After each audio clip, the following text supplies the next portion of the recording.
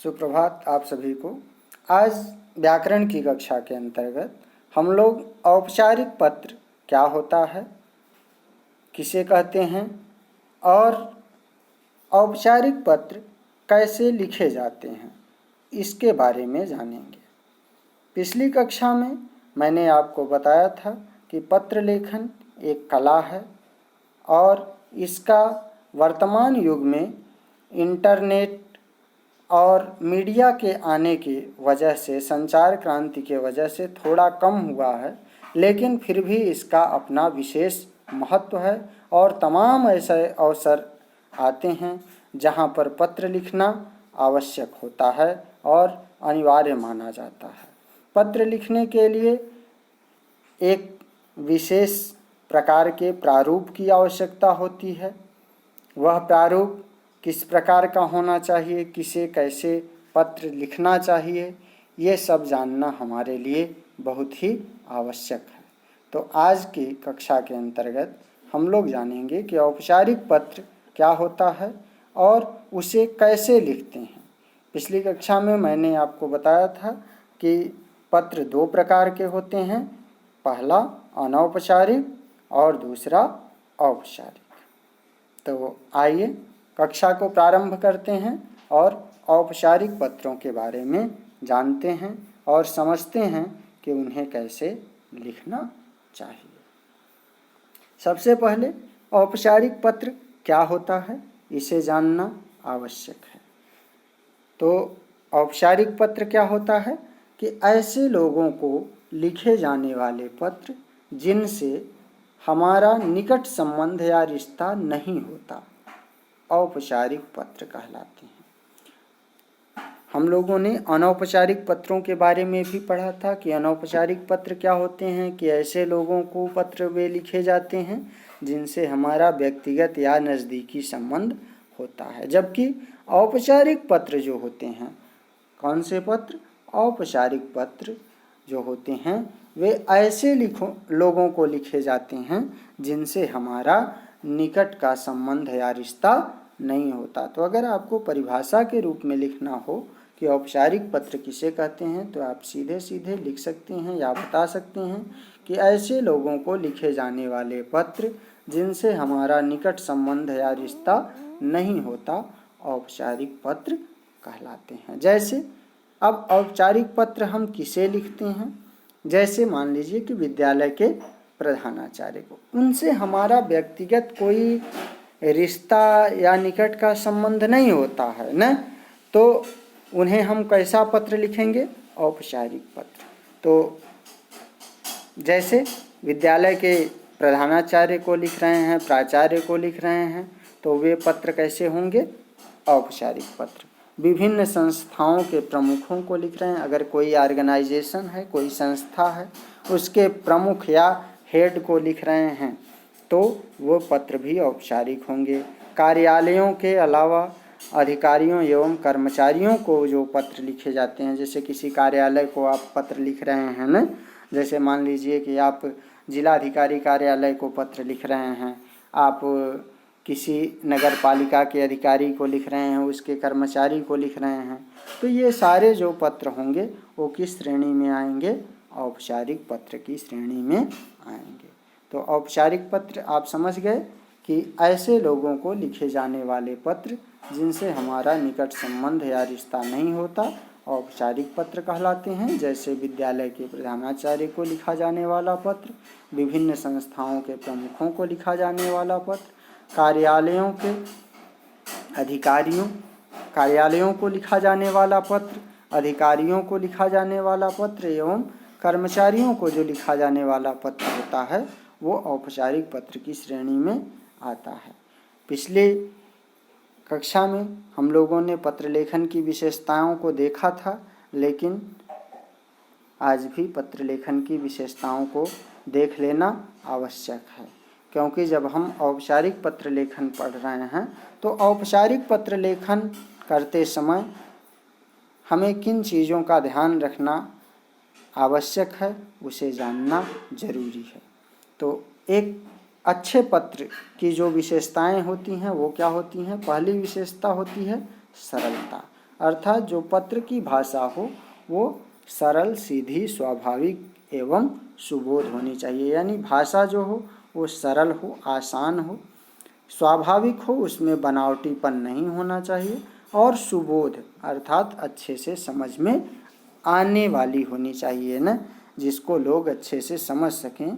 ऐसे ही भाषा का हमको पत्र में प्रयोग करना चाहिए। दूसरा चीज़ है स्पष्टता। पत्र में जो कुछ भी लिखा जाए, यदि आप किसी को पत्र लिख रहे हैं, किसी प्रधानाचार्य को, अधिकारी को, कार्यालय को, तो आपके पत्र में जो कुछ भी लिखा जाए वह स्पष्ट होना चाहिए, अर्थात किसी प्रकार का कन्फ्यूजन नहीं होना चाहिए। और इसके लिए आप क्या करेंगे कि यथासंभव, जितना संभव हो, आप उस पत्र में एक अर्थ वाले शब्दों का ही प्रयोग करें, क्योंकि यदि आप एक अर्थ वाले शब्द का प्रयोग करेंगे जिसका एक ही अर्थ निकलता है, तो वह पत्र आसानी से समझने के योग्य होगा। तीसरी विशेषता क्या होनी चाहिए एक अच्छे पत्र में, कि संक्षिप्तता होनी चाहिए। यानी पत्र में लिखी जाने वाली बातें जो होनी चाहिए वो संक्षिप्त होनी चाहिए, अनावश्यक विस्तार से हमें बचना चाहिए, क्योंकि पत्रों को पढ़ने के लिए कोई भी अधिक समय देना नहीं चाहता। बिल्कुल स्वाभाविक सी चीज़ है कि पत्र में जो कुछ भी हम अपनी बात लिखना चाह रहे हैं वो संक्षिप्त होनी चाहिए, कम शब्दों में हम लोग अपनी पूरी बात लिखने का प्रयास करें और अनावश्यक विस्तार से बचें। यानी बहुत ज़्यादा उसको बढ़ा चढ़ा करके लिखने की कोई ज़रूरत नहीं होती, या एक ही बात को 2 बार 3 बार कहने की भी ज़रूरत नहीं होती है, क्योंकि हर कोई चाहता है कि कम समय में ही वो पत्र को समझ ले, उसको अच्छे से पढ़ ले न। तो इसलिए संक्षिप्तता का भी ध्यान रखना आवश्यक है। तो ये 3 विशेषता हो गई, पहली सरलता, दूसरी स्पष्टता और तीसरी संक्षिप्तता। चौथी क्या है? मौलिकता। पत्र में जो घिसे पीटे वाक्य होते हैं उनके स्थान पर कुछ मौलिक यानी अपने सेल्फ के, स्वयं के शब्दों का, वाक्यों का, नए वाक्यों का प्रयोग करना चाहिए। इससे क्या होता है कि आपकी मौलिकता, निजीपन, मौलिकता मतलब निजीपन बना रहता है और पत्र भी आकर्षक और सुंदर लगता है। साथ ही साथ अंतिम विशेषता उद्देश्य पूर्णता। पत्र अपने उद्देश्य की पूर्ति के योग्य होना चाहिए, अर्थात पत्र जिस उद्देश्य से लिखा गया हो उसे प्राप्त करने में वह सक्षम होना चाहिए। यानी पत्र जिस उद्देश्य से भी हम लिख रहे हैं उसके अंदर यह योग्यता होनी चाहिए कि वह अपने उद्देश्य को पूरा कर सके। ठीक है, तो ये कुछ विशेषताएं हैं जिनको आपको ध्यान में रखते हुए ही पत्र को लिखना चाहिए। ठीक है, 5 विशेषताएं हैं कि सरलता, स्पष्टता, संक्षिप्तता, मौलिकता और उद्देश्य पूर्णता। अब औपचारिक पत्र के जो प्रकार हैं ये मुख्यतः 3 प्रकार होते हैं औपचारिक पत्र के। जैसे एक प्रार्थना पत्र मान लीजिए लिखना हो, जिसको हम लोग अपने प्राचार्य को, विद्यालय के प्रधानाध्यापक को या शिक्षक को लिखते हैं, तो वो प्रार्थना पत्र होता है ना।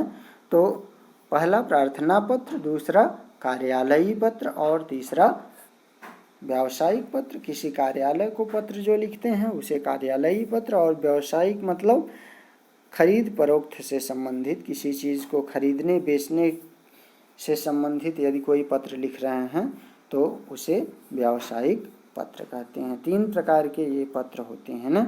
अब एक एक करके तीनों के बारे में थोड़ा थोड़ा जान लेते हैं। प्रार्थना पत्र क्या होता है कि जिन पत्रों में, अब प्रार्थना पत्र क्या होता है कि जिन पत्रों में निवेदन अथवा प्रार्थना की जाती है वे प्रार्थना पत्र कहलाते हैं। बड़ी आसान सी परिभाषा है, बिल्कुल आप समझ रहे होंगे कि जिन पत्रों में कोई निवेदन, रिक्वेस्ट किया जाता है ना, प्रार्थना की जाती है, उसे हम क्या कहते हैं? प्रार्थना पत्र कहते हैं। प्रार्थना पत्र में अवकाश, शिकायत, सुधार, आवेदन, ये प्रार्थना पत्र में इन सब चीज़ों का जिक्र होता है। यानी यदि हमें अवकाश के लिए लिखना है, शिकायत, सुधार, आवेदन के लिए लिखना है तो हम लोग क्या लिखेंगे? प्रार्थना पत्र लिखते हैं। ये पत्र विद्यालय के प्रधानाचार्य से लेकर के किसी सरकारी विभाग के अधिकारी को भी लिखे जा सकते हैं। हम लोग प्रार्थना पत्र किसी विद्यालय के प्रधानाचार्य को या सरकारी अधिकारी को लिख सकते हैं। यानी मेन चीज़ हमको ध्यान में रखना है कि प्रार्थना पत्र हम लिखते हैं तो उसमें क्या क्या चीज़ होती है कि अवकाश, शिकायत, सुधार, आवेदन आदि के संदर्भ में वो लिखा जाता है। ठीक है। तो और प्रार्थना पत्र में होता क्या है कि इसमें प्रार्थना की जाती है, निवेदन किया जाता है ना। फिर कार्यालयी पत्र दूसरा देख लेते हैं कि कार्यालयी पत्र क्या होता है। कार्यालयी पत्र, जो पत्र कार्यालयी कामकाज के लिए लिखे जाते हैं वे कार्यालयी पत्र कहलाते हैं। यानी जो कार्यालयों के ऑफिस के कामकाज से रिलेटेड होते हैं, संबंधित होते हैं, वे पत्र कार्यालयी पत्र कहलाते हैं। ये सरकारी अफसरों, अधिकारियों, स्कूल और कॉलेज के प्रधानाध्यापकों और प्राचार्यों को लिखे जाते हैं। इन पत्रों में डाक अधीक्षक, समाचार पत्र के संपादक, परिवहन विभाग, थाना प्रभारी, स्कूल के प्राचार्य आदि आते हैं न। यानी इन लोगों को भी कार्यालयी पत्र लिखते हैं। कार्यालय से कार्यालय को जो पत्र लिखे जाते हैं वो कार्यालयी पत्र कहलाते हैं। ठीक है। अगला देखते हैं तीसरा, व्यावसायिक पत्र। व्यावसायिक पत्र क्या होता है कि व्यवसाय में सामान खरीदने व बेचने अथवा रुपयों के लेन देन के लिए जो पत्र लिखे जाते हैं उन्हें व्यावसायिक पत्र कहते हैं। व्यावसायिक पत्र किसे कहते हैं कि व्यवसाय में सामान खरीदने व बेचने अथवा रुपयों के लेन देन के लिए जो पत्र लिखे जाते हैं उन्हें व्यावसायिक पत्र कहते हैं। इन पत्रों में क्या होता है कि दुकानदार, प्रकाशक, व्यापारी, कंपनी आदि को लिखे गए पत्र आते हैं। यानी व्यावसायिक पत्र के अंतर्गत कौन कौन पत्र आएंगे? ऐसे पत्र जिनको हम दुकानदार को लिखते हैं, किसी प्रकाशक को लिखते हैं, व्यापारी को लिखते हैं या कंपनी को लिखते हैं, तो वो सारे पत्र व्यावसायिक पत्र के श्रेणी में आएंगे, व्यावसायिक पत्र के अंतर्गत आएंगे। अब जो मुख्य मुद्दा है उस पर हम लोग आते हैं कि औपचारिक पत्र लिखते समय किन बातों का ध्यान रखना चाहिए। कुछ विशेषताएं मैंने आपको बताई है कि अच्छे पत्र की कौन कौन सी विशेषताएं होती हैं, उनको तो ध्यान में आपको रखना ही है। साथ ही साथ औपचारिक पत्रों को लिखते समय और जो चीज़ें ध्यान में रखनी है वो क्या है कि औपचारिक पत्र नियमों में बंधे होते हैं। क्योंकि व्यक्तिगत हमारा या नज़दीकी संबंध नहीं होता है, इसलिए औपचारिक पत्र जो होते हैं वो नियम में बंधे होते हैं ना। इसलिए उन नियमों का हमें पालन करना आवश्यक होता है। पहले ही ध्यान रखने योग्य चीज़ें कि औपचारिक पत्र नियमों में बंधे होते हैं, अतः हमें नियमों का पालन करना चाहिए ना। दूसरा, इस प्रकार के पत्रों में भाषा का प्रयोग ध्यानपूर्वक किया जाता है। इसमें अनावश्यक बातों जैसे कुशल मंगल, समाचार आदि का उल्लेख नहीं किया जाता। बिल्कुल सही, क्योंकि नियमों में बंधे होते हैं तो इसमें हम लोग अनावश्यक बात जैसे हाल चाल, कुशल मंगल, समाचार आदि का उल्लेख नहीं करते, सीधे अपने विषय को लिखते हैं ना। फिर तीसरा जो है ध्यान रखने योग्य बातें कि पत्र का आरंभ व अंत प्रभावशाली होना चाहिए। दोनों चीज़, जैसे हम लोग कहते हैं ना कि first impression is last impression ना, तो पत्र का जो प्रारंभ होना चाहिए, उसका शुरुआत जो होना चाहिए वो प्रभावशाली होना चाहिए न, जिससे कि जिसके लिए हम पत्र लिख रहे हैं उस पर अच्छा खासा प्रभाव पड़े। अगला जो ध्यान रखने योग्य चीज़ है वो क्या है कि पत्र की भाषा सरल, लेख स्पष्ट व सुंदर होना चाहिए। पत्र की जो भाषा हो सरल हो, लेख हमारा स्पष्ट हो और साथ ही साथ सुंदर होना चाहिए। अगर ऐसा होता है तो जिसे हम पत्र लिखते हैं वह हमारे पत्र को ध्यान से पढ़ता है। अगली विशेषता, यदि आप कक्षा अथवा परीक्षा भवन से पत्र लिख रहे हैं तो कक्षा अथवा परीक्षा भवन अपने पते के स्थान पर तथा क ख ग अपने नाम के स्थान पर लिखना चाहिए। यानी सबसे पहले आप कहाँ से पत्र लिख रहे हैं उस चीज़ का भी आपको उल्लेख करना चाहिए। फिर पत्र पृष्ठ के बाईं ओर से हाशिए यानी मार्जिन लाइन के साथ मिलाकर लिखें, यानी जहाँ से जैसे ये बना होता है ना इस तरह का, तो आपको कोशिश करना चाहिए कि यहाँ से ऐसे स्टार्ट करें। ऐसा नहीं कि आपका मार्जिन लाइन ऐसे बनी है आप यहाँ से शुरू कर रहे हैं, नहीं, कोशिश करें कि इससे मिला करके आपको लिखना चाहिए। फिर अगला, पत्र को एक पृष्ठ में ही लिखने का प्रयास करना चाहिए ताकि तारतम्यता और लयबद्धता बनी रहे ना। पत्र को कोशिश करना चाहिए कि एक ही पृष्ठ में लिखा जाए, क्योंकि एक पेज से ज़्यादा अगर होता है तो फिर वही बात आती है कि उसे लोग ज़्यादा पढ़ने के लिए अच्छा नहीं समझते हैं, ज़्यादा उसे पढ़ने के लिए पसंद नहीं करते हैं, पढ़ना नहीं चाहते हैं। ठीक है, तो कोशिश करें कि आपका पत्र एक पृष्ठ में लिखा होना चाहिए। अगला ध्यान देने योग्य जो चीज़ है वो क्या है कि प्रधानाचार्य को पत्र लिखते समय प्रेषक के स्थान पर अपना नाम, कक्षा, दिनांक या अनुक्रमांक ये चीज़ें लिखनी चाहिए ना, अगर आप अपने प्राचार्य को लिख रहे हैं तो। अब देखिए औपचारिक पत्र का प्रारूप कैसे लिखा जाना चाहिए। इसके बाद अभी ये आप देख लीजिए, इसके बाद मैं एक पत्र के माध्यम से पत्र का उदाहरण देते हुए भी आपको बताऊंगा कि किस तरह से औपचारिक पत्र लिखना चाहिए। इसको सरसरी निगाह से हम लोग देखते हुए चलते हैं, तो आगे चल के प्रारूप को देखेंगे तो ज़्यादा अच्छे से समझ में आएगा। सबसे पहले सेवा में लिख करके पत्र प्रापक, प्रापक मतलब प्राप्त करने वाले। सबसे पहले अब यहाँ देखिए थोड़ा सा इसमें आएगा कि वर्तमान समय में जो पत्र लेखन की परंपरा चली है उसमें सबसे पहले पत्र लिखने वाले का पता लिखा जाता है, यानी जो जैसे आप पत्र लिख रहे हैं तो आपको अपना पता लिखना है, फिर उसके बाद दिनांक लिखना है, और उसके बाद क्या करना है कि सेवा में लिख करके फिर जिसे पत्र लिख रहे हैं, जो पत्र प्राप्त करने वाला है, प्रापक है, पत्र को प्राप्त करने वाला, उसका पद नाम लिखिए और फिर उसका पता लिखना है। यहाँ से हम पत्र की शुरुआत करेंगे। फिर उसके बाद विषय को डालते हैं कि जिसके बारे में पत्र लिखा जा रहा है, किस लिए आप पत्र लिख रहे हैं, उसको लगभग एक वाक्य में या कुछ शब्दों में हम विषय को लिख लेते हैं। फिर संबोधन करते हैं कि जिसको हम पत्र लिख रहे हैं उसके लिए कुछ संबोधन तो करेंगे ना, शिष्टाचार पूर्वक जो चीज़ें हैं उनको लिखना होता है। तो संबोधन में हम लोग क्या करेंगे, महोदय, महोदया या माननीय शब्द लिखते हैं, तो इन शब्दों का प्रयोग करेंगे शिष्टाचार के अंतर्गत। फिर आगे क्या करेंगे, फिर हम क्या करेंगे, पहला अनुच्छेद अपना प्रारंभ। हाँ, विषय वस्तु जो होती है, विषय वस्तु को दो अनुच्छेदों में बांट देते हैं ना। पहला अनुच्छेद में क्या करते हैं कि सविनय निवेदन यह है कि यहाँ से वाक्य को आरंभ करना चाहिए हमें, और फिर क्या करना चाहिए कि फिर अपनी समस्या के बारे में बताना चाहिए या लिखना चाहिए ना। ये औपचारिक पत्र के प्रारंभ करने का सही ढंग है। और दूसरा अनुच्छेद, अब विषय वस्तु में दो अनुच्छेद कर दिए, पहला अनुच्छेद और दूसरा अनुच्छेद।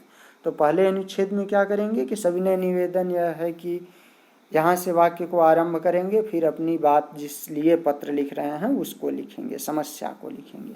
फिर दूसरा अनुच्छेद में क्या करेंगे कि आपसे विनम्र निवेदन है कि लिखकर फिर आप उनसे क्या अपेक्षा करते हैं, क्या चाहते हैं, वो चीज़ लिखेंगे, क्या अपेक्षा करते हैं, क्या उम्मीद रखते हैं, उस चीज़ को लिख देंगे। और फिर उसके बाद क्या करेंगे कि हस्ताक्षर अथवा अपना नाम लिखेंगे।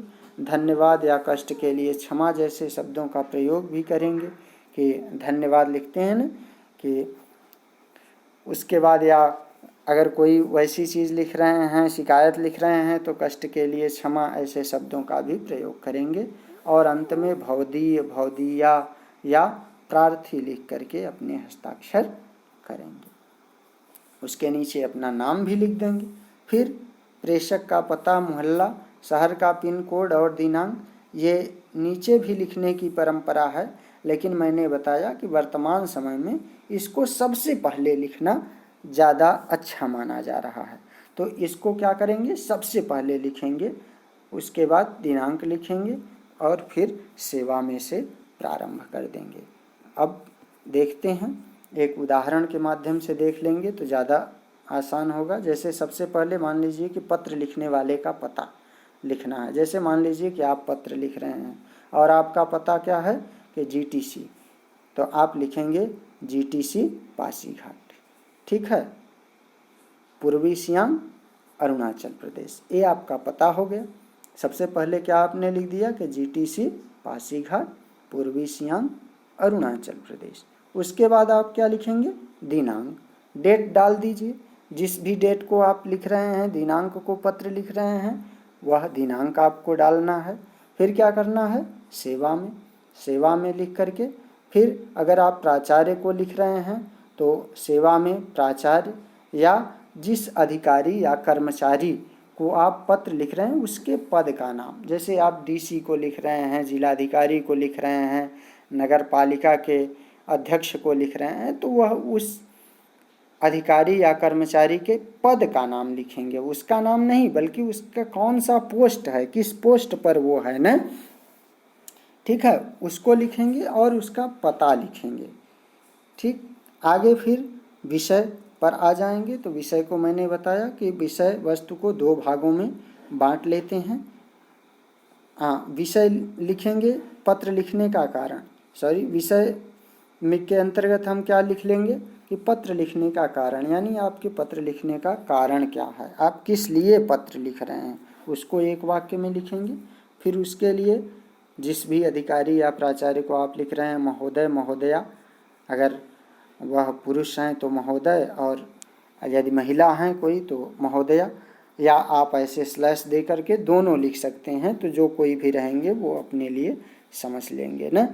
तो महोदय महोदया लिखेंगे। फिर उसके बाद जो मूल आपका आता है ना, उसमें पहला अनुच्छेद में मैंने आपको बताया था कि पहला अनुच्छेद के अंतर्गत आप क्या करेंगे कि सविनय निवेदन है कि यहाँ से वाक्य को आरंभ करेंगे, और दूसरे अनुच्छेद में विनम्र निवेदन है कि फिर आप उनसे क्या चाहते हैं वो चीज़ लिखेंगे। उसके बाद धन्यवाद उनको देंगे, धन्यवाद ज्ञापित करेंगे।